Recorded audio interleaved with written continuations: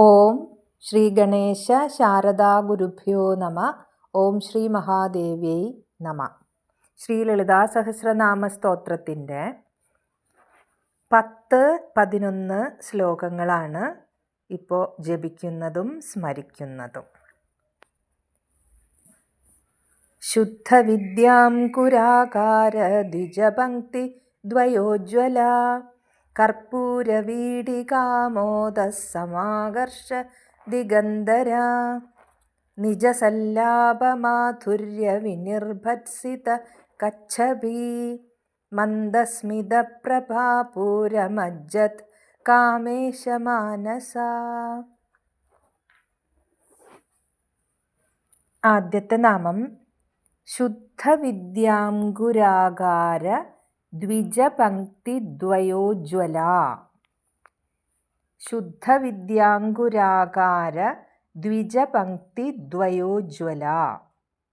ശുദ്ധവിദ്യയുടെ അങ്കുരമായ 2 വരി പല്ലുകൾ കൊണ്ട് ശോഭിക്കുന്നവൾ ദേവി. കലർപ്പില്ലാത്ത ജ്ഞാനമാണ് ശുദ്ധവിദ്യ. ശ്രീവിദ്യയാണ് ശുദ്ധവിദ്യ. ഭക്തൻ്റെ അജ്ഞാനം നശിപ്പിക്കുന്ന ദേവിയാണ് ശുദ്ധവിദ്യ. ദേവിയുടെ മന്ദഹാസം ശുദ്ധവിദ്യ എന്ന് പറയുന്നു.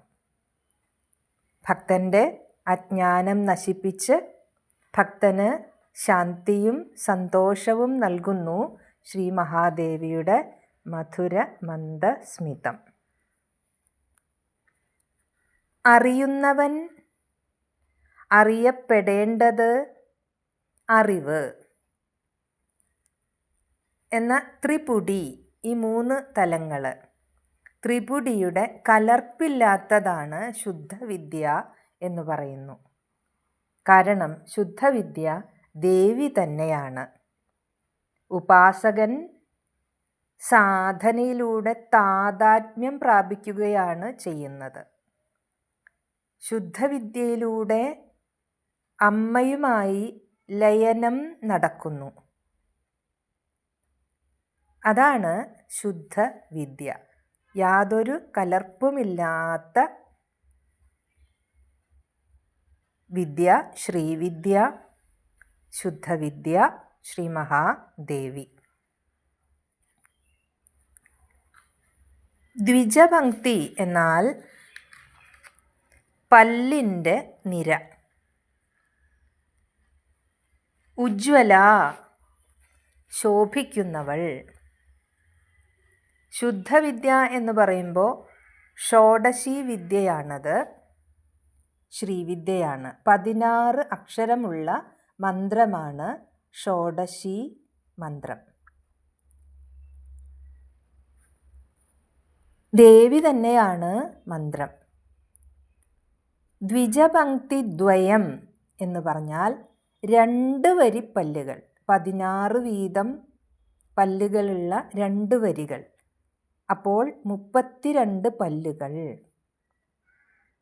ശുദ്ധവിദ്യയുടെ അങ്കുരമായ, മുളച്ചു വരികയാണ്, അങ്കുരമായ 2 വരി പല്ലുകൾ കൊണ്ട് ശോഭിക്കുന്നവൾ അമ്മ, മനോഹരമായി പുഞ്ചിരിക്കുന്നവൾ അമ്മ. അമ്മയുടെ മന്ദഹാസം ഇവിടെ പ്രത്യേകിച്ച് പ്രതിപാദിക്കുന്നു. അജ്ഞാനത്തെ ഇല്ലായ്മ ചെയ്യുന്നു. 16 പല്ലുകൾ വീതം 2 നിരയായി 32 പല്ലുകൾ എന്ന് പറഞ്ഞു. എങ്കിലും അതിന് ഗൂഢാർത്ഥമുണ്ട്. മറ്റൊരർത്ഥം പറയുന്നത് 32 ദീക്ഷാവിധികളാണ് എന്ന്. സാധകൻ്റെ 32 ദീക്ഷാവിധികളാണ്. ശുദ്ധവിദ്യ എന്നത് ഏറ്റവും ഗുഹ്യമായ വിദ്യയാണ്. അത് ഗുരുമുഖത്തു നിന്നേ അഭ്യസിക്കാവൂ. അപ്പോൾ ആ തലത്തിലുള്ള അർത്ഥ വിശദീകരണം ഇവിടെ നടത്തുന്നില്ല. 16 + 16 32 വരി 32 പല്ലുകൾ ചേർന്ന് മനോഹരമായ മന്ദസ്മിതം പൊഴിക്കുന്ന ദേവി ഉജ്ജ്വലിക്കുകയാണ്, ശോഭിക്കുകയാണ്. ആ ഒരു ഭാവം നമുക്ക് മനസ്സിലെടുക്കാം. കുണ്ടലിനി സ്ഥാനമായ മൂലാധാരത്തിൽ നിന്ന് ഉണർന്ന് പരാ, പശ്യന്തി, മധ്യമ, വൈഖരി എന്നീ 4 ഘട്ടങ്ങളിലൂടെ ഈ മന്ത്രം ജിഹ്വയിലെത്തുന്നു എന്നാണ് ആചാര്യ മതം. ഇവിടെ ദ്വിജൻ എന്ന് പറയുമ്പോൾ ഉപനയനം ചെയ്ത് 2ാം ജന്മമെടുക്കുന്ന ബ്രാഹ്മണരെ ദ്വിജൻ എന്ന് പറയുന്നു. വേദാധ്യയനം ഉപനയനം ചെയ്ത് 2ാം ജന്മമെടുത്തവരെയാണ് ദ്വിജൻ എന്ന് പറയുന്നത്. അതുപോലെ തന്നെ ഒന്ന് പറഞ്ഞുപോയി 2ാമത് കിളിർക്കുന്ന പല്ലിനെ ദ്വിജൻ എന്ന് പറയുന്നു. ആ മനോഹാരിതയാണ് ദ്വിജപംക്തി, പല്ലുകളുടെ നിരയെന്നർത്ഥം. ദ്വയമായി എന്ന് പറയുമ്പോൾ 2 വരി. അപ്പോൾ ഇവിടെ അമ്മയുടെ സുന്ദരമായ പുഞ്ചിരിയെയാണ് പറയുന്നത്. വ്യഞ്ജനങ്ങളുടെ കലർപ്പില്ലാതെ നിൽക്കുന്ന ബീജമന്ത്രങ്ങളെയും ശുദ്ധവിദ്യ എന്ന് പറയുന്നു. ശുദ്ധബ്രഹ്മമായ നിലയിൽ ശുദ്ധവിദ്യാ ബീജം മൂലാധാരത്തിൽ നിൽക്കുന്നു എന്ന് പറഞ്ഞു. അതിൻ്റെ ഉദിതാവസ്ഥ, അതാണ് പര. വിത്തിന് മുള വരുന്നത് സ്ഫുടിതാവസ്ഥ അല്ലെങ്കിൽ പശ്യന്തി. പിന്നീട് വിടരാതെ 2 ഇലകൾ ചേർന്ന് നിൽക്കുന്ന പോലെ ആ വിത്തിൻ്റെ ഒരു അവസ്ഥ, അത് വ്യക്താവസ്ഥയാണ്. അതാണ് മധ്യമ. വേരുറച്ച് 2 ഇലകളും വിടർന്ന് നിൽക്കുന്ന വികസിച്ച അവസ്ഥ വൈഖരിയാകുന്നു. സാധാരണ പൗരന്മാർക്ക് പരാപശ്യന്തി, മധ്യമ എന്നുള്ള 3 ഭാവങ്ങളെക്കുറിച്ച് വലിയ ജ്ഞാനമോ ധാരണയോ ഇല്ല. 4ാമത്തെ അവസ്ഥ മാത്രമേ അറിയാനാകുന്നുള്ളൂ. യോഗീശ്വരന്മാർക്ക് ഈ 4 തലങ്ങളെയും വ്യക്തമായി അറിയാം, അനുഭവിക്കാം. അപ്പോൾ ദേവിയുടെ ദന്തപംക്തികൾ ശ്രീവിദ്യയുടെ അങ്കുരങ്ങളാണ് എന്ന് മന്ത്രം പറയുന്നു. ദേവിയുടെ മനോഹരമായ പുഞ്ചിരി നമ്മളെ ശാന്തിയും സമാധാനവും ഉള്ളവരാക്കി അനുഗ്രഹിക്കണേ എന്ന പ്രാർത്ഥന. ഓം ശ്രീ മഹാദേവ്യൈ നമഃ. ശുദ്ധവിദ്യാംകുരാകാര ദ്വിജപംക്തി ദ്വയോജ്വലായൈ നമഃ. അടുത്ത നാമം കർപ്പൂരവീടികാമോദ സമാകർഷ ദിഗന്ധര. കർപ്പൂരവീടികാമോദ സമാകർഷ ദിഗന്ധര. കർപ്പൂരം, ജാതിക്ക, ഇലവർങ്ങം, ഏലക്ക, ജാതിക്ക, ജാതിപത്രി, മാതളം, നാളികേരം, ചുക്ക്, അടയ്ക്ക, കുങ്കുമപ്പൂവ്, തുളസി വെറ്റില ഇവയെല്ലാം ചേർത്ത് ഉണ്ടാക്കുന്ന സുഗന്ധദ്രവ്യങ്ങൾ, അതാണ് അമ്മയുടെ താംബൂലം. ഇത്രയും സുഗന്ധദ്രവ്യങ്ങൾ ചേർത്ത് ഉണ്ടാക്കുന്ന താംബൂലം ചവച്ച് അമ്മ പ്രൗഢയായി ഇരിക്കുന്നു. സിംഹാസനത്തിൽ ശോഭിച്ച് വിരാജിക്കുകയാണ് അമ്മ. പ്രൗഢയായിരിക്കുന്ന ദേവിയുടെ ചുറ്റിലും സുഗന്ധം പരക്കുകയാണ്. എങ്ങും പരക്കുന്ന സുഗന്ധം ദിക്കുകളെ ആകർഷിക്കുന്നു. എന്ന് പറഞ്ഞാൽ ദിക്പാലകന്മാർ പോലും അമ്മയുടെ അടുത്തേക്ക് ഓടി വരികയാണ്. കാരണം ഈ സുഗന്ധത്തിൻ്റെ, ആ സൗരഭ്യത്തിൻ്റെ മാസ്മരീകതയിൽ വശപ്പെട്ടുകൊണ്ട് അമ്മയുടെ അടുത്തേക്ക് എല്ലാവരും എത്തിച്ചേരുകയാണ്. കർപ്പൂര വീടികയുടെ ആമോദത്താൽ, ആമോദം എന്ന് പറഞ്ഞാൽ സുഗന്ധം, കർപ്പൂര വീടിക, കർപ്പൂര വെറ്റില ചവച്ച് ഇത്രയും സുഗന്ധദ്രവ്യങ്ങളുണ്ട്. അങ്ങനെ ആ സുഗന്ധത്താൽ ആകർഷിക്കപ്പെട്ട ദിഗന്ധരങ്ങളോടുകൂടിയവൾ, ദിക്കുകളോടുകൂടിയവൾ, അങ്ങനെ ശ്രീ മഹാദേവി വിരാജിക്കുന്നു. അങ്ങനെയുള്ള അമ്മയ്ക്ക് നമസ്കാരം. കർപ്പൂര വീടികാമോദ സമാകർഷ ദിഗന്ധരായൈ നമ. അടുത്ത നാമം നിജസല്ലാപ മാധുര്യ വിനിർഭത്സിത കച്ഛപി.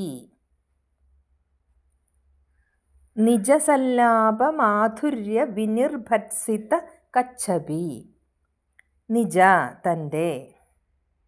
തൻ്റെ സ്വരമാധുര്യം കൊണ്ട് സരസ്വതീദേവിയുടെ വീണയായ കച്ഛപിയെ പോലും വിനിർഭത്സിക്കുന്നവൾ, നിന്ദിക്കുന്നവൾ. കച്ഛപി വീണയുടെ സ്വരമാധുരിയേക്കാൾ മാധുര്യം ശ്രീ മഹാദേവിയുടെ മധുര സല്ലാപത്തിനുണ്ട് എന്നർത്ഥം. ഇത് പറയാനൊരു സന്ദർഭം, ഒരിക്കൽ സരസ്വതീദേവി ദേവസഭയിൽ പശുപതിയുടെ വീരകൃത്യങ്ങൾ വീണയിൽ വായിക്കുകയായിരുന്നു. ശ്രുതി മധുരമായി മനോഹരമായി കച്ഛപി വീണയിൽ വായിച്ചുകൊണ്ടിരിക്കുകയാണ്. അപ്പോൾ ശ്രീ മഹാദേവി അതു കേട്ട് സാധു സാധു എന്ന് പറഞ്ഞു. സന്തോഷം അറിയിച്ചതാണ്. ആ ദേവിയുടെ ശബ്ദ മാധുര്യം അങ്ങേയറ്റ മധുര തമമാണ്. അപ്പം ഇവിടെ സരസ്വതീദേവിയുടെ കച്ഛപി നാദം പോലും പിന്തള്ളപ്പെട്ടു, രണ്ടാംകിടയായിപ്പോയി. അപ്പോൾ ഏറ്റവും മധുരതമമാണ് മഹാദേവിയുടെ സ്വര മാധുര്യം. അമ്മയുടെ ശബ്ദം അത്രയ്ക്ക് ആകർഷകമാണ്, അനുഭൂതിദായകമാണ്, ദിവ്യമാണ്. അങ്ങനെയുള്ള അമ്മയ്ക്ക് നമസ്കാരം.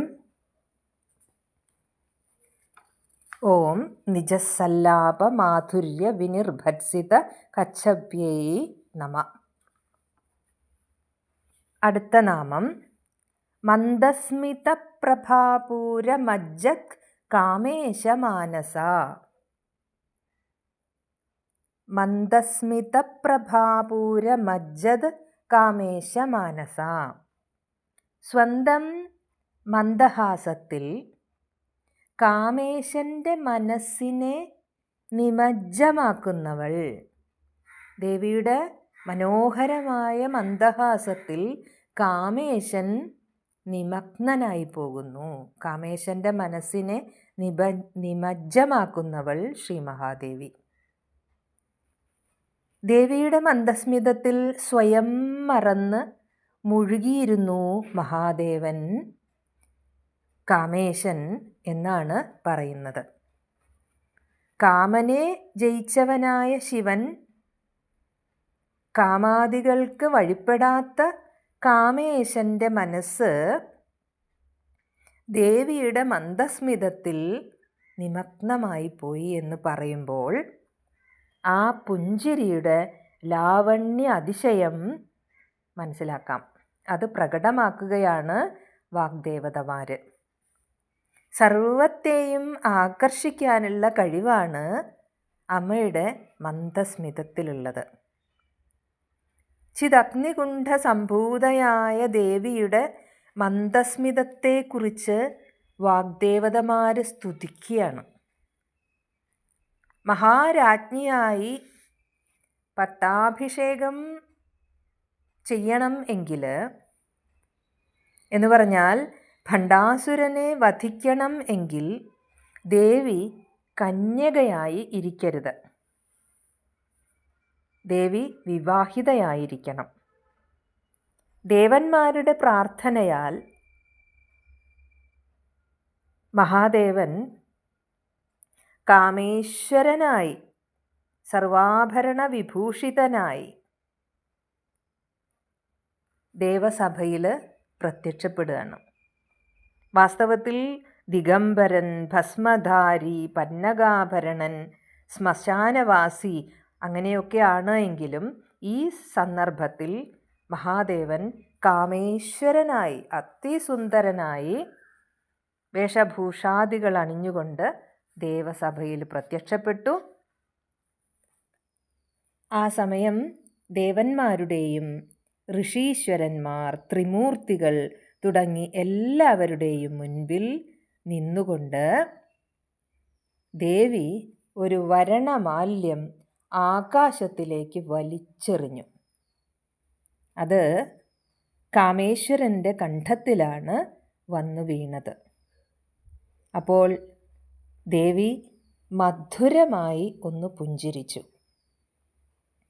ആ നിമിഷം കാമേശ്വരൻ്റെ മനസ്സ് ദേവിയുടെ മന്ദഹാസത്തിൽ മുഴുകിപ്പോയി. അത്രയ്ക്ക് സുന്ദരമായി പുഞ്ചിരിക്കുന്ന അമ്മയ്ക്ക് നമസ്കാരം. ഭക്തൻ്റെ ഹൃദയത്തിൽ ചന്ദ്രിക നിറയ്ക്കുന്ന അമ്മയ്ക്ക് നമസ്കാരം. മന്ദസ്മിത പ്രഭാപൂര മജ്ജത് കാമേശ മാനസായൈ നമ. ഓം ശ്രീ മഹാദേവ്യൈ നമ.